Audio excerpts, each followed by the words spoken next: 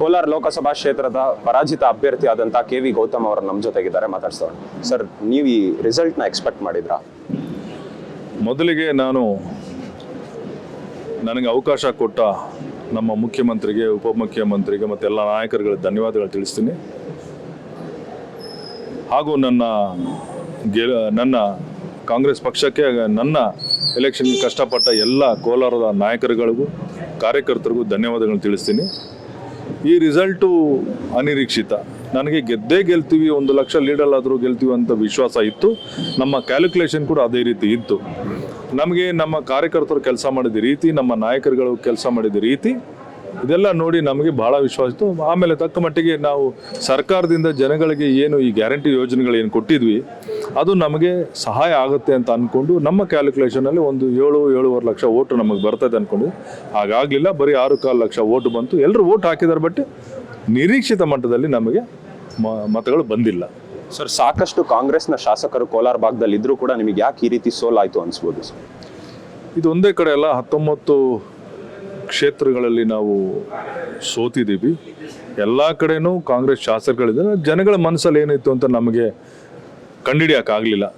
ಜನಗಳು ಬೇರೆ ರೀತಿಯ ಯೋಚನೆ ಮಾಡಿದ್ರು. ಆದರೂ ಕೂಡ ಕೋಲಾರದಲ್ಲಿ ನಾನು ಹೇಳಬೇಕು ಅಂತಂದರೆ ಎಲ್ಲ ನಾಯಕರುಗಳು ಕೆಲಸ ಮಾಡಿದ್ರು. ಆದರೆ ಈ ಹಿಂದೆ ಆದಂಗೆ ಅಸೆಂಬ್ಲಿ ಲೆವೆಲಲ್ಲಿ ಒಂಥರ ಚುನಾವಣೆ ಆಗುತ್ತೆ, ಪಾರ್ಲಿಮೆಂಟಿಗೆ ಬಂದಾಗ ಒಂಥರ ಚುನಾವಣೆ ಆಗುತ್ತೆ, ಮೊದಲಿಂದ ನಡ್ಕೊಂಡ್ಬಂದಿರೋ ರೀತಿ ಆಗ ಆಗಲ್ಲ ಅಂತ ತಿನ್ಕೊಂಡಿದ್ರು. ಬಟ್ ಅದೇ ರೀತಿ ಆಗಿದೆ. ಸರ್, ಒಟ್ಟಾರೆಯಾಗಿ ನೋಡೋದಾದ್ರೆ ಕೋಲಾರ್ನಲ್ಲಿ ಎಲ್ಲ ಕಾಂಗ್ರೆಸ್ನ ಅಲ್ಲಿರುವಂಥ ಶಾಸಕರಾಗಿರ್ಬೋದು, ಅಲ್ಲಿರುವಂಥ ನಾಯಕರು ನಿಮಗೆ ಸಪೋರ್ಟ್ ಕೊಟ್ರಾ? ಎಲ್ಲ ಶಾಸಕರು ನನಗೆ ಸಪೋರ್ಟ್ ಕೊಟ್ಟಿದ್ದಾರೆ. ಅವರು ಹಗಲು ರಾತ್ರಿ ಅಂತ ಕೆಲಸ ಮಾಡಿದ್ದಾರೆ. 5 ಜನ ಶಾಸಕರು, ಡಿಫಿಟೆಡ್ MLAಸು, ಆಮೇಲೆ 2 MLC, ನಜೀರ್ ಅಹಮದ್ ಅವರು, ಅನಿಲ್ ಅವರು, ಎಲ್ಲರೂ ಹಗಲು ರಾತ್ರಿ ದುಡ್ದಿದ್ದಾರೆ. ಆದರೆ ಅವರು ಅಷ್ಟು ದುಡಿದ್ರೂ ಕೂಡ ನಮಗೆ ಜಯ ಸಾಧಿಸೋಕ್ಕಾಗಲಿಲ್ಲ. ಸರ್, ಒಂದು ರೀತಿಯಾಗಿ JDS BJP ಒಂದಾಗಿರೋದ್ರಿಂದ ನಿಮಗಿದು ಸೋಲಾಗಿದೆಯಾ ಅಂತ ಅನ್ಸುತ್ತಾ? JDS BJP ಒಂದಾಗಿರೋದ್ರಿಂದ ಸ್ವಲ್ಪ ಮಟ್ಟಿಗೆ ಅವ್ರಿಗೆ ಜಯ ಸಿಕ್ಕಿದೆ. ನಾವು ಏನು ನಿರೀಕ್ಷೆ ಮಾಡಿದ್ವಿ ಅದು ವರ್ಕ್ ಆಗಲ್ಲ ಅನ್ನೋದು, ಬಟ್ ಸ್ವಲ್ಪ ಮಟ್ಟಿಗೆ ವರ್ಕ್ ಆಗಿದೆ. ಭಾಳ ಜಾಸ್ತಿ ವರ್ಕ್ ಆಗಿದ್ರೆ ಅವರು 1-2.5 ಲಕ್ಷದಲ್ಲಿ ಗೆಲ್ಲಬೇಕಾಗಿತ್ತು. ಬಟ್ ಹಾಗಾಗಲಿಲ್ಲ. ನಮ್ಮದು ಸ್ವಲ್ಪ ತಪ್ಪುಗಳಿದೆ. ಯಾಕಂದರೆ ನನಗೆ ಬಹಳ ಲೇಟಾಗಿ ಟಿಕೆಟ್ ಘೋಷಣೆ ಆಯಿತು. ನಾವು ಎಲ್ಲ ಕಡೆ ರೀಚ್ ಆಗೋಕ್ಕಾಗಲಿಲ್ಲ. ಎಲ್ಲ ಪಂಚಾಯತಿಗಳಿಗೂ ನಾವಂತೂ ನನ್ನ ಮುಖನೂ ತೋರ್ಸೋಕ್ಕಾಗಲಿಲ್ಲ. ಬರೀ ಕಾರ್ಯಕರ್ತರು ಇಂಥವ್ರನ್ನ ಕರೆಸಿ ಮಾತಾಡುವಂಥ ಕೆಲಸ ಆಯಿತು. ನನಗಿನ್ನೊಂದು 15 ದಿನ ಟೈಮ್ ಇದ್ದಿದ್ದ ಅಂದರೆ ಈ ರಿಸಲ್ಟ್ ಬೇರೆನೇ ಇರ್ತಾ ಇತ್ತು. ಸರ್, ಕೋಲಾರ್ನ ಕೆಲವೊಂದು ನಾಯಕರ ವೈಮನಸ್ಸಿನಿಂದ ನಿಮಗೆ ಸೋಲಾಯಿತು ಅನ್ಸುತ್ತಾ? ಇಲ್ಲ, ನನಗೆ ಅನಿಸಲ್ಲ. ಯಾಕಂದರೆ ನಾನು 26-30 ದಿನ ನಾನು ಅಲ್ಲಿ ಚುನಾವಣೆ ನಡೆಸಿದ್ನಲ್ಲ. ಕೋಲಾರ ನಾಯಕರ ವೈಮನಸ್ಸು ಏನಿದ್ರು ಕೂಡ ಅವ್ರವ್ರ ಪರ್ಸನಲ್ ಇತ್ತವ್ರೆ, ಪಕ್ಷದ ಮೇಲೆ ಪ್ರಭಾವ ಬೀಳಿಲ್ಲ, ನನ್ನ ಚುನಾವಣೆಗೆ ಪ್ರಭಾವ ಬೀರಲಿಲ್ಲ. ಸರ್, ಗೌತಮ್ ಅವರ ಮುಂದಿನ ರಾಜಕೀಯ ನಡೆ ಯಾವ ರೀತಿ ಇರುತ್ತೆ?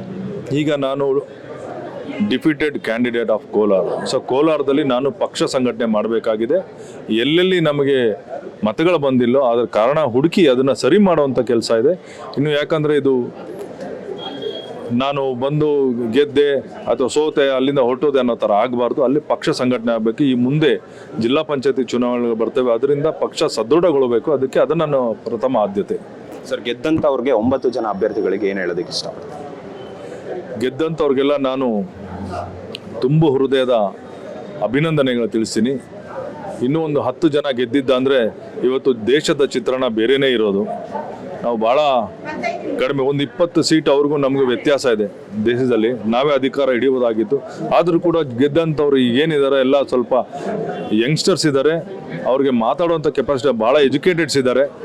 ಅವರು ಪಾರ್ಲಿಮೆಂಟಲ್ಲಿ ಈ ಕರ್ನಾಟಕ ರಾಜ್ಯದ ಸಮಸ್ಯೆಗಳ ಬಗ್ಗೆ ಮಾತಾಡಿ ಆದಷ್ಟು ಸೆಂಟ್ರಲ್ ಗೌರ್ಮೆಂಟಿಂದ ಪರಿಹಾರಗಳು ಮಾಡಿಕೊಡ್ಬೇಕಂತ ನಾನು ಅವ್ರನ್ನ ರಿಕ್ವೆಸ್ಟ್ ಮಾಡ್ಕೊಳ್ತೀನಿ.